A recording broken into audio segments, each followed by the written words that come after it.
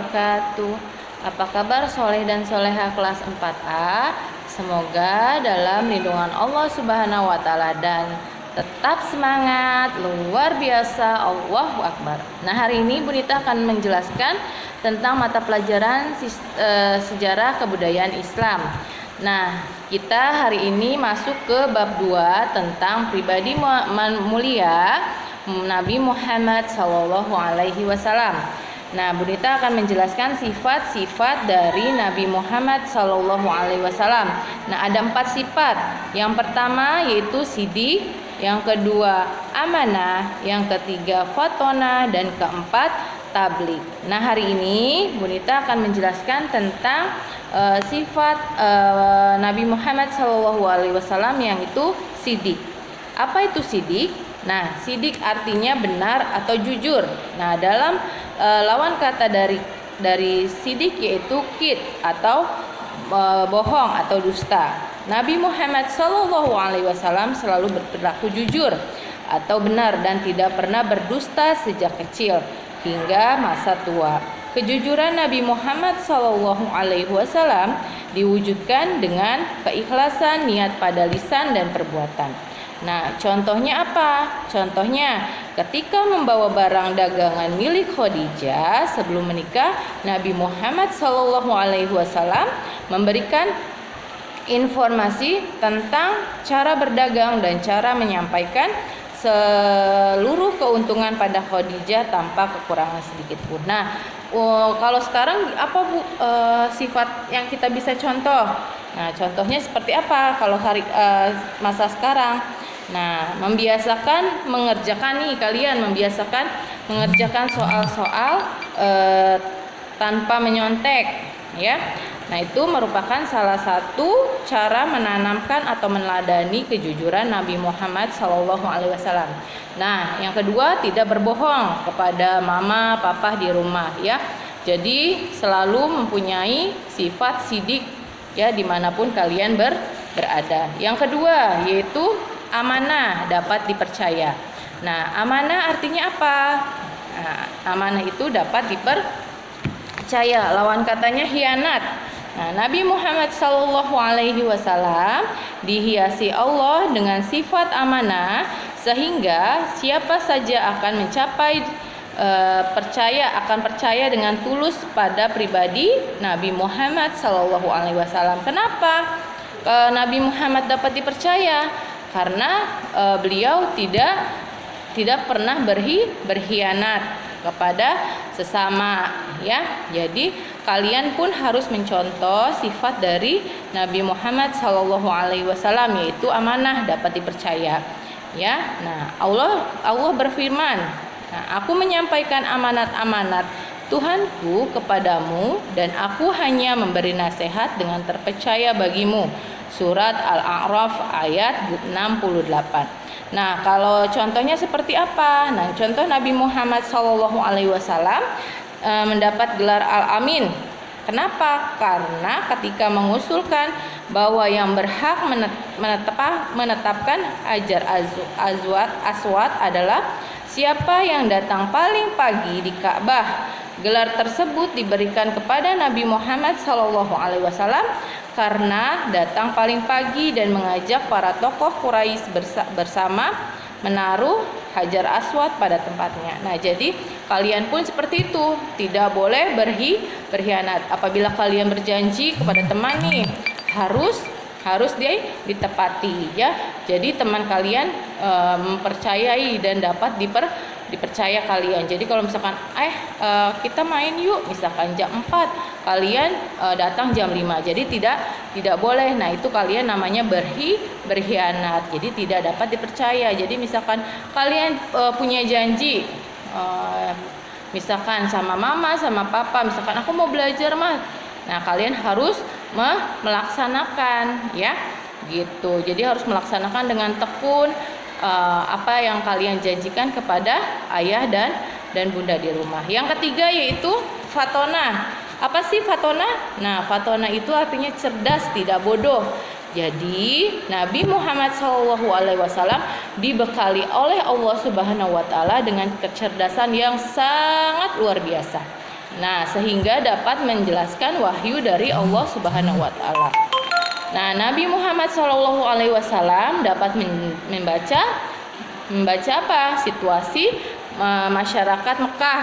Nah, jadi sehingga dakwah yang dilakukan sedikit demi sedikit berhasil, sehingga seluruh dunia dapat menikmati petunjuk dari Allah Subhanahu wa taala.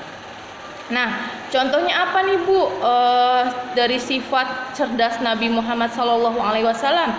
Nah, yang pertama yaitu apa? Dengan kecerdasannya Nabi Muhammad memberikan petunjuk tentang cara menghentikan marah dengan diam atau menghentikan pembicaraan. Nabi Muhammad SAW juga memberi petunjuk agar dapat melaksanakan sholat khusyuk dengan cara jangan berkata bohong. Nah, kalian pun tidak boleh ya, tidak boleh berkata bohong. Yang tadi itu sifat pertama yaitu jujur ya, sidik. Nah, contohnya dalam perilaku sehari-hari kalian yaitu apa? Mengamati dan meneliti adalah salah satu cara mengasah kecerdasan ya. Nah, selanjutnya di sini juga kalian tidak boleh ya, cerdas itu tidak boleh hasad atau iri ya dalam segala hal. Oke? Yang selanjutnya yaitu tablik. Apa sih artinya tablik? Nah, tablik itu menyampaikan atau lawan hikmah atau menyembunyikan. Nabi Muhammad SAW merasa berkewajiban menyampaikan wahyu yang diterima dari Allah Subhanahu wa taala kepada umat manusia. Nah, dalam menyampaikan ajaran Allah Subhanahu wa taala, Nabi Muhammad SAW menggunakan bahasa yang apa? Yang mudah dimengerti, yang mudah dipahami, yang lebih apa ya? Lebih mudah dicerna lah ya. Jadi penangkapan yang disampaikan oleh Nabi Muhammad itu lebih mengena dan lebih orang-orang lebih paham. Nah, terus selanjutnya contohnya yaitu apa?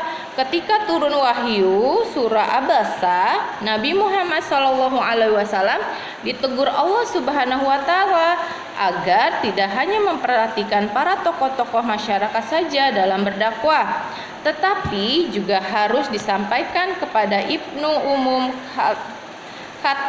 Maktum yang buta. Jadi apabila kita mempunyai informasi, kita mempunyai pengetahuan, nah kita memberikan informasinya itu jangan hanya kepada teman yang disuka, teman yang baik ya.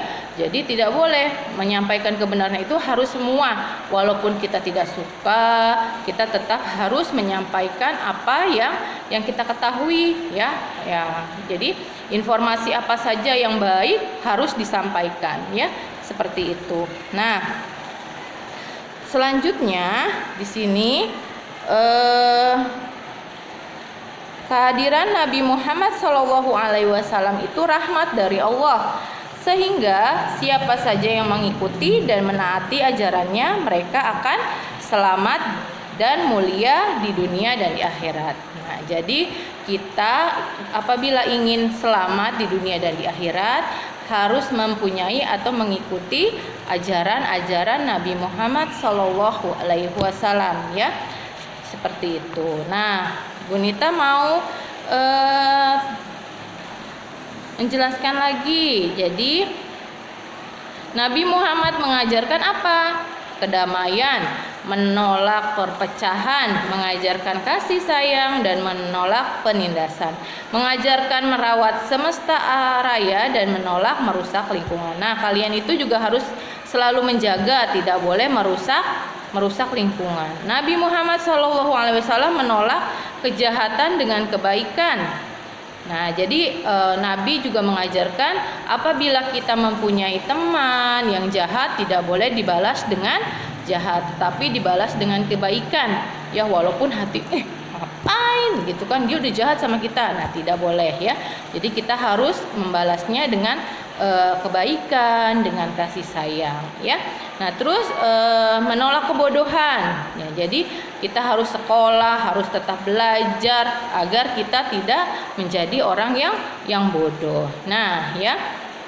Nah, terus menolak kemalasan dengan bekerja keras, menolak kemiskinan dengan kemakmuran, dan menghormati keyakinan yang berbeda-beda. Demikianlah itu dia akhlak yang dianjurkan oleh Nabi Muhammad SAW sebagai Rasul rahmatan lil alamin. Nah, itu tadi yang Bu Nita jelaskan.